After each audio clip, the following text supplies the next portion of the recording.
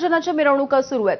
खरं तर काल सकाळी 9 वाजता मानाच्या गणपती बाप्पांची विसर्जनाची मिरवणूक सुरू झाली होती आणि 5ही मानाचे गणपती यासोबतच दगडूशेठ हलवाई गणपती बाप्पाचं विसर्जन हे वेळेत झालं। मात्र इतर गणेश मंडळं अद्यापही ताटकळलेली दिसतात। काल रात्री 12च्या नंतर डीजे या ठिकाणचा बंद करण्यात आला होता, त्यामुळे काही मंडळांनी जागेवरच आपल्या गणपती बाप्पांच्या मिरवणुका थांबवून धरल्या।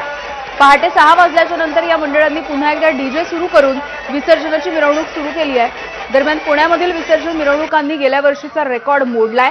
गेल्या वर्षी 28 तास या मिरवणुका चाललेल्या होत्या।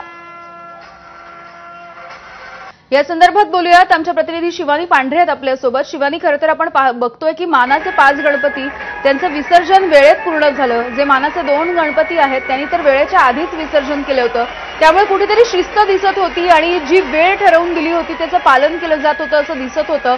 मात्र आता जर आपण बघितलं तर रेकॉर्डच मोडलेला आहे गेल्या वर्षीचा सुद्धा या वेळेचा।